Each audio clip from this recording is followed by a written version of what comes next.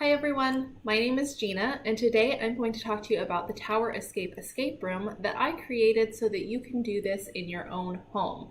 So normally I put on escape rooms in the libraries, but because we're not doing physical in-person programming right now, I created an escape room so that you can just do it at home and still have a great time with it. So before we get started though, I do want to talk about two things. One is that I do have another video about escape rooms on our Spokane Public Library's YouTube channel. And that video is called Create Your Own Escape Room, and I'll put a link to it in the description below so that you can watch that first. That will give you a good introduction on what escape rooms are, what they're about, kind of how they're created, and kind of give you some background information to help you really succeed in setting up this room. And the second thing I want to mention is that this document here that we're talking about is for people that are setting up the room. So if you want to participate in a room, you really should stop watching this video right now because it's going to spoil the whole thing for you. So make sure and stop. And instead go get a parent or a friend or a sibling or somebody else that's in your household that would be willing to set this up for you so that you can enjoy solving the clues and the puzzles. Okay, so let's get started with this room itself. So this room starts with, it has different sections in it, and the first section is the introduction. And this introduction is this section here, you can see my cursor, that's all in bright yellow. So this is what you're going to read out loud. But first you'll notice that the whole thing is yellow, as I mentioned, but when you click on it, it turns a brighter yellow. And then this comment on the right-hand side of the screen pops up into focus. And that means that everything that was highlighted there has a comment associated to it. And it says here on the right, the person setting up the escape room should read this section out loud to the participant or participants before they start the room. So that's just me kind of leaving you a little note telling you what this section is for. So as I mentioned before, this will be read aloud. And this section just kind of goes over the story and the setting of the escape room. So basically this escape room is sort of Rapunzel themed. So the participants are going to be locked in this room. You can pick any room in your home. Usually I stick to one room though. It's hard if the place is sort of undefined. So you pick one room and it's going to be the tower with the one window that they can look out of, or I guess if you want to adapt this and say there's several windows because of what your living room or whichever room looks like is. It's a tower room with a window, and if they look down, they can tell they would not escape safely if they were to jump. So they need to find another way out of the room. And the way that they can get out of the room is there's a cupboard in the room with 3 or more, or however many participants are in the room. There's several broomsticks that they can, magic broomsticks that they can use to fly out and escape safely. So these are in a cupboard, and there are going to be 3 wards on the door. So a ward is going to be like a magical block that doesn't allow you to open it until they are dispelled and removed from the cupboard. So because this is an escape room done remotely, where I can't give you physical locks, we're going to use wards in place of locks. And the item that you're going to need to escape is a magic room that's in that cupboard. So that is the objective. And that is all sort of just brought about in the first little bit of this escape room. So so now that the introduction is sort of explained to your participants, they will move on to the next part. But before we move on, I want to show you right here where my cursor is. It says, there is a note attached to the wall near the window. It reads, I will return soon. Don't try anything. It is signed by Agatha, the Wicked Witch of the Emerald Forest. So throughout this room, there's going to be things like that say there is a note and it's here. So it's telling you what it is and where it goes. And then right below that section, if you notice, there's a section that says print, first note from Agatha. So you'll read that section, you'll realize, okay, there's a note, this is where it goes, and then here's where you can get it, and you can print it here. So in order to get this note, you just click on this link that I've created, and then it'll pull up the actual link here. And you click on that, and it'll take you to a web page that has that document that you can work from. So that document, I'm not going to open it because it kind of messes with the video because it's loading while I'm trying to film a video. But all you do is click on that and it'll take you there and you can print. And if you can't use a printer because you don't have one at home, that's okay. Just go ahead and copy this note as best as you can on a piece of paper just to kind of get the same thing across. And you can decorate it as much as you want. You can probably make it even better than my printout if you want to. Okay, so let's scroll down to the next section, the searching the room. Okay, so I already mentioned that the way out of the room is through this tall, skinny cupboard that has the broomsticks in it and that has the magic wards on it that are keeping our participants from accessing those brooms to escape. But you'll notice that I have this little section typed up. Participants will look around the room and see a tall, skinny cupboard, and that's highlighted. So let's click on it. When you click on it, it pops out the comment in the corner that says, this can be a real cupboard you have in your home, a cupboard you draw on paper and tape to the wall, a cardboard box, or anything else you want to use. It is up to you. So this is going to be a real theme throughout this escape room. A lot of the clues that I tried to come up with had to do with things that either we could easily create or use some sort of imaginative like drawing or something that we could get the idea across, but things that most people will have in their homes, things that everybody can use to participate. So but you can do this in all different ways. Like I suggested, it could just be something drawn on a piece of paper. It could be a real cupboard. It could be a box. Like, just get creative and figure this out as best as you can and do it your way. Make this escape room your own.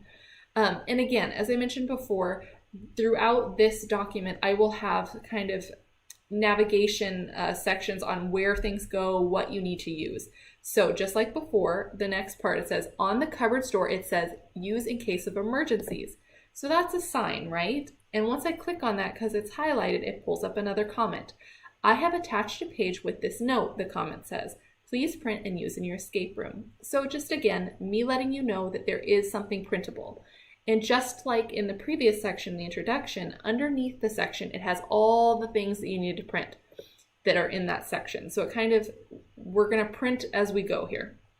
So again, if you want to use the in case of emergency sign on your tall, skinny cupboard, you click on that, there's the link, you click on the link, and then you print. Or you open the link and copy it as best as you can on a sheet of paper if you don't have a printer. And then I mentioned the wards before. These here are the printable wards. There's Ward 1, Ward 2, and Ward 3. And those, when they print out, they just come on, 8.5 by 11 sheets of paper. And there's a red one, and there's a blue one, and a green one. And these I just created in a Word document. They don't mean anything. They're just a whole bunch of shapes that I kind of thought looked like magic symbols. So that's all those are. You can cut them out like I did in circles, or you can just leave them on the rectangles if that's easier. It's really up to you. Or, if you don't have a printer again, or if you don't like mine, you can totally create your own, make this your own escape room. And again, so there's another second note from Agatha, which will lead to a clue. So these items in this searching for the room section are just the things that your participants will notice when they're starting to work around the room and trying to explore it and kind of get started. So these will be the first things hitting at the first clues. So as I mentioned, these wards are the locks. So when we get to each section, like this next section here that says ward number 1, red ward, gosh, that's a tongue twister. This is a lock. So there'll be clues leading to this magic word that unlocks this lock. So each ward has 2 to 3 clues in it. So this one I mentioned right under the dark heading ward number 1. There's clue 1, and then we'll scroll down. There's clue 2 and clue 3. So when you're working through these clues, clue 1 will be the starting point. Once you solve that clue, that will lead to clue 2. And then that clue 2, once you've solved that, will lead to clue 3. And the clue 3 will lead you to the magic word that will unlock this. So for this particular ward, the magic word is rubrum, which is red in Latin. The other two are, I think, ceruleum and viridi. So those are, again, blue and green in Latin. They're not just gibberish words. But yeah, you can... you need to make sure that your participants say these words out loud in front of the closet, the little cupboard with the magic brooms in it, so that the ward is dispelled. And once it's gone, you as the kind of room organizer, you will take the actual word off the cabinet so they can physically see, okay, that's one done, and then there's only two left to remove. So that's kind of how this room works. And so the next section with ward number 2, the blue ward, and ward number 3, the green ward, will follow a similar pattern. Clue 1 to clue 2 to clue 3 to the magic word, and then it'll unlock that. And so then we go to the very end of the room. So then you will reach the conclusion. And the conclusion is just kind of the outcome. And so this is just your part in the room where you say, okay, the room is over, and you can just say, you successfully dispelled all 3 wards and were able to access the broom cabinet. You grabbed a broom and were able to fly safely and escape the tower. And that's all you have to do if you want. You can embellish this, you can make it much more elaborate if you like, but that's really all that's needed, just kind of some sort of signal that the room is done and complete. So the last thing I have to include here is some extras that you can do for this room. And these are not necessary. These are just little extra things you can do that make it a little bit more fun or more interesting or more visually dynamic, I guess.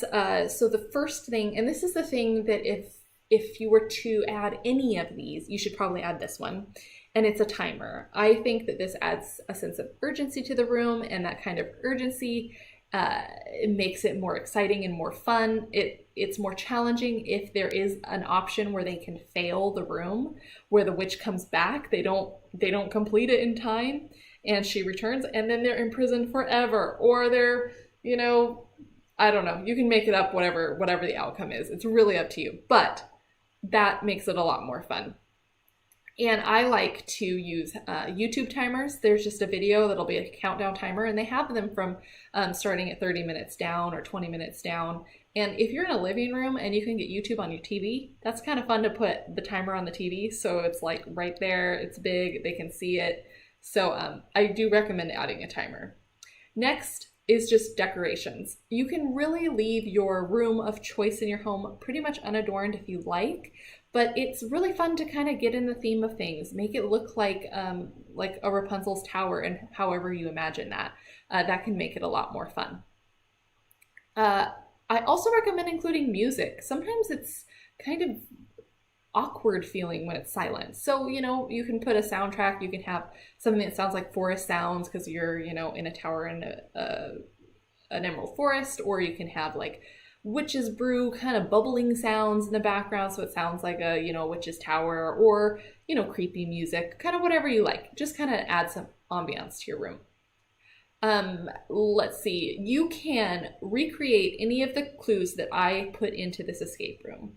Everything that I did is paper. You know, we've got these wards, we've got, this is the Caesar's cipher, and this is what it's supposed to look like when you do put it together.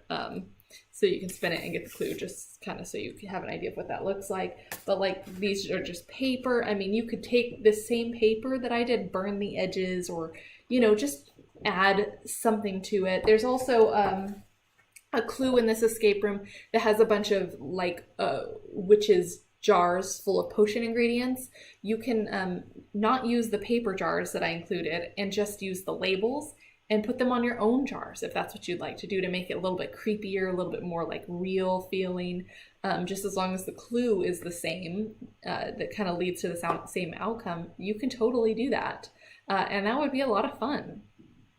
I also recommend making sure that you leave blank sheets of paper and some pens out, just so that, you know, some people are able to think better if they can write things down. So that's a good option to always have in your room. And please feel free. I only had these 3 wards, these 3 locks, if you will. But if you want this to be harder, you can add another ward, or you can, you know, take away a ward if it's too hard. Just be creative and make this escape room your own. This is really just a starting point if you want it to be. It's fun to kind of run with it and see where it goes and make it a little bit more interesting. So please feel free. All right, well, I hope you have a great time with this. Good luck setting up your room, and I hope you have a great time. I'll see you in the next video, guys. Bye-bye.